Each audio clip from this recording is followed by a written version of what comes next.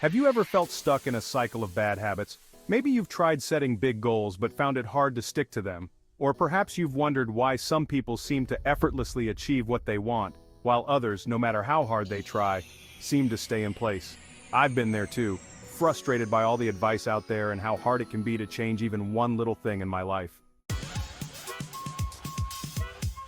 That's when I stumbled across Atomic Habits, a book that flipped everything I thought I knew about habits upside down. Atomic Habits by James Clear doesn't just tell you to think positive or work hard, it digs deeper into the real science behind habits and shows how small, consistent actions, when repeated over time, can lead to remarkable outcomes. What really hooked me? The idea that change doesn't have to feel like climbing a mountain.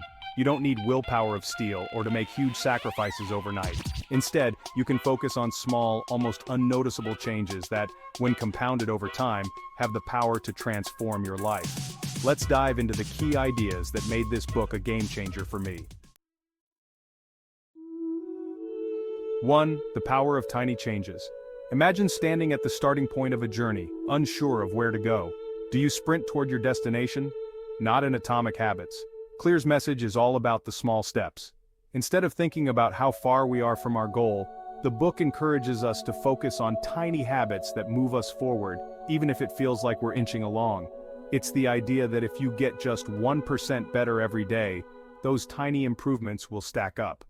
Think about it like this. Would you notice if you were 1% better today than yesterday? Probably not. But if you compound that improvement over weeks, months, or even years, the results will shock you. This is where the magic of habits lies.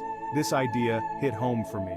We often feel like change has to be drastic to matter, but Atomic Habits teaches us that progress is about consistent small actions. It's less about huge breakthroughs and more about persistence. It's not flashy or exciting at first, but the results? Oh, they come and they come big. 2. The habit loop cue, craving, response, reward.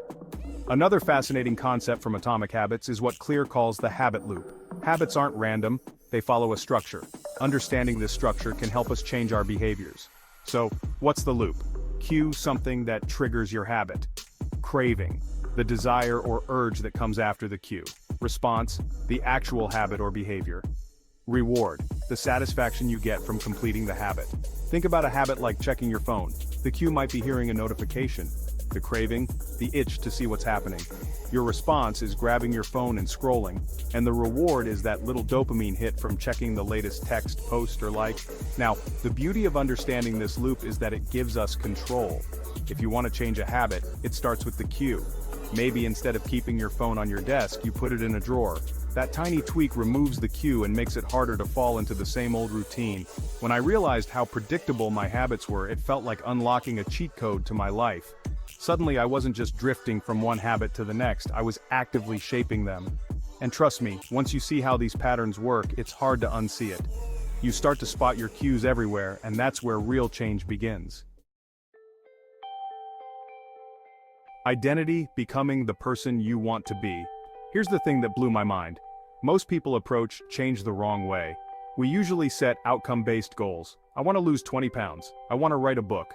But Clear argues that instead of focusing on the result, we should focus on who we want to become. Let me explain. Instead of saying, I want to write a book, say, I'm a writer. The shift is subtle but powerful. When you identify yourself as a writer, the daily habits of a writer, writing a little each day, reading more, gathering ideas, start to fall into place naturally. You're not pushing yourself toward a result, you're simply becoming the kind of person who achieves that result. This was revolutionary for me. It made me rethink everything about goal setting. If you identify as a healthy person, then skipping workouts or eating junk feels out of character, doesn't it? You'll naturally start to align your habits with your identity. It's a complete mental shift that makes sticking to habits feel less like a chore and more like an extension of who you are. The power of environment setting yourself up for success. We often think our habits are about willpower. If we just try hard enough, we'll stick to our resolutions, right? Wrong. One of the biggest takeaways from Atomic Habits is that environment plays a crucial role in shaping behavior. This is something we often overlook. Your surroundings, both physical and social, have a massive impact on your habits. Let's say you want to read more. If your living room is filled with distractions like the TV remote, your phone, and a gaming console, it's no surprise that your book sits untouched. But what if you made reading easier? You could place the book on your coffee table and remove the remote from sight. The goal is to make good habits easy and bad habits hard. I applied this in my own life and noticed a difference almost immediately. It's amazing how small tweaks in your environment can make a huge impact on your habits. It's not about brute force, it's about designing a space that makes your desired habits inevitable. Breaking bad habits. Make them invisible, unattractive, and difficult. Of course, as much as we want to build good habits, there's also the problem of bad habits. We all have them, those behaviors we wish we could stop, but they seem impossible to shake. What I found refreshing in Atomic Habits is that Clear doesn't approach bad habits with guilt or judgment. Instead, he offers a simple strategy to break them, make them invisible, unattractive, and difficult. For example, if you're trying to cut back on junk food, don't keep a stash of chips in your kitchen. Out of sight, out of mind. If you want to spend less time on social media, remove the apps from your phone or set up blockers that limit access. The goal is to create enough friction that the bad habit doesn't happen easily. This strategy clicked for me. I realized that when bad habits are right in front of us and easy to do, of course we're going to slip into them. But if you raise the barriers, it's like putting speed bumps on the road. You can still go down that path, but it'll be a lot more work. What tiny habit will you start today? After reading Atomic Habits, I couldn't help but see my life differently. The idea that small, consistent actions could lead to massive changes gave me a new sense of power over my habits. It's no longer about motivation or massive life overhauls, it's about making tiny tweaks that snowball over time.